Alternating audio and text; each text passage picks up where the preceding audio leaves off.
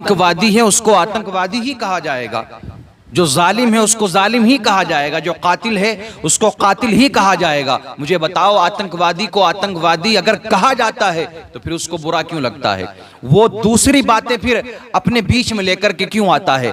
आओ, अगर बात कुरान की जाए ना, कुरान मुकद्दस से बेहतरीन, इससे बढ़िया हमारे लिए कोई किताब नहीं हो सकती है। दुनिया की सबसे अच्छी किताब, सबसे आला, सबसे अफजल किताब अगर कोई है वो मुसलमानों के लिए तो वो कुरान मजीद है। और हमारा उस पर ईमान है, उस पर यकीन है। तुम कत्ल करने के बाद में, तुम मारने के बाद में, तुम आतंकवाद को फैलाने के बाद में, तुम ये तमाम दुनिया के अंदर दहशतगर्दी फैलाने के बाद में ये कहते हो कि हमें ये इस्लाम ने सिखाया है, हमें ये हमारा कुरान सिखाता है माज़ल्लाहि रब्बिल आलमीन।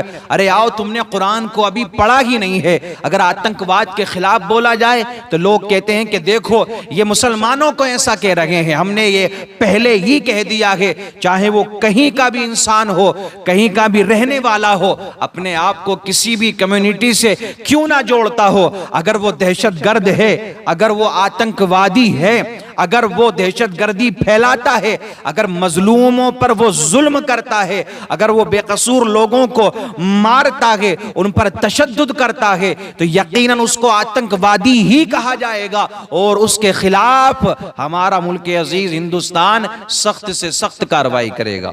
जैसा कि मुल्क अजीज हिंदुस्तान की आर्मी ने पाकिस्तान के अंदर जो दहशतगर्द छुपे बैठे थे उनके खिलाफ कार्रवाई की है। तो मैं बात कर रहा था कुरान मुकद्दस की। कुरान मुकद्दस को बीच में ना लाया जाए, कुरान मुकद्दस का सहारा ना लिया जाए।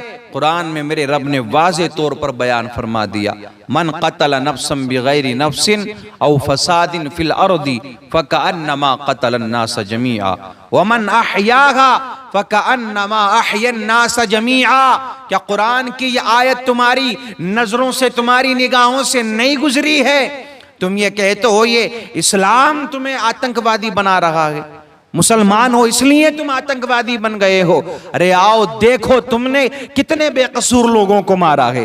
यहां बात ऐसा नहीं है कि किसी की हमदर्दी की बात है, कि किसी की मुआफिकत में हम बात कर रहे हैं। जरा सोचो तो सही, तुमने कितनी औरतों को बेवा बना दिया है, कितने बच्चों को तुमने यतीम कर दिया है, कितने लोगों को तुमने मारा है। और तुम्हारी वजह से जो पहलगाम के अंदर जो पाकिस्तानी आतंकवादियों ने हमला किया था, उन लोगों की वजह से हिंदुस्तान में रहने वाले न जाने कितने मुसलमानों को परेशानी का सामना करना पड़ा, सिर्फ उन लोगों की वजह से। तुम क्या समझते हो 26 तुमने वहां मार दिए तो तुम बच जाओगे? आतंकवाद इसी तरह पनपता रहेगा, हरगिज नहीं पनपेगा। हिंदुस्तान की आर्मी ने और कसम ये उठाई है यहाँ की गवर्नमेंट ने कि जो भी आतंकवादी है उसका सफाया होकर के रहेगा। तो आओ कुरान को पढ़ो, सही ढंग से पढ़ने की कोशिश करो, कुरान को समझने की कोशिश। यही कुरान तुम्हें बताता है, यही कुरान तुम्हें सिखाता है कि अगर एक जान को 26 को मारने वालों कान खोल करके सुनो, बेवजह जुल्म करने वालों, बेकसूरों को मारने वालों कान खोल करके सुनो।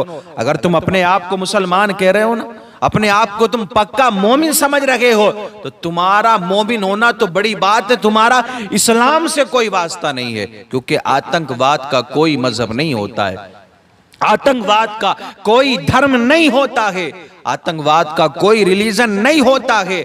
अगर वो किसी भी मजहब से अपने आप को जोड़ता है तो गोया वो उस कम्युनिटी को, उस रिलीजन को, उस दीन को बदनाम करने की कोशिश कर रहा है। तो कुरान ने क्या फरमाया? एक जान को अगर बिला वजह कत्ल करोगे तो गोया तुमने पूरी मानवता को कत्ल किया है। बात यहां एक जान की है, तुमने तो 26 को मारा है और फिर तुम अब भी हमला कर रहे हो, बेवजह तुम मार रहे हो लोगों को, बेवजह हमला कर रहे हो।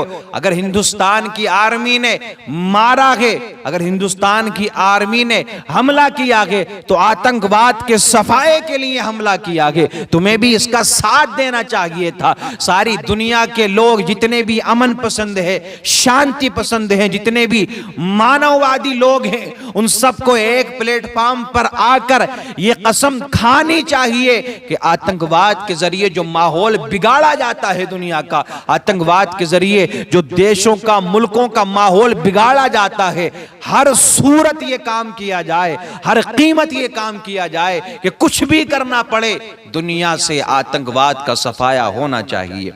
क्योंकि इनकी वजह से, इन जालिमों की वजह से, इन आतंकवादियों की वजह से न जाने कितने मजलूमों को परेशानी का सामना करना पड़ता है, न जाने कितनी औरतें बेवा हो जाती हैं, न जाने कितने बच्चे यतीम हो जाते हैं। और जो भी मुल्क आतंकवाद को बढ़ावा दे रहा है, जो भी मुल्क, और खास तौर से ये पाकिस्तान ने ज्यादा बढ़ावा दिया आतंकवाद को, इन लोगों ने ज्यादा पाला है आतंकवादियों को, ज्यादा परवरिश की है इन्होंने आतंकवादियों की। और फिर अगर मार गिराया जाए उन आतंकवादियों को तो तुम्हें फिर मिर्ची लगती है, तुम्हें फिर न जाने कैसी कैसी तुम बातें करते हो। याद रखना, अगर कोई आगे के टाइम में, आने वाले वक्त में कोई भी तुमने हरकत की है तो हिंदुस्तान की आर्मी जो हमारी जिंदाबाद थी और जिंदाबाद रहेगी, और हमारे मुल्क की 140 करोड़ अवाम जो हिंदुस्तान की आर्मी के साथ में, इंडियन आर्मी के साथ में खड़ी है, जो शाना बशाना उनके साथ में खड़ी है। याद रखना, कोई भी अगर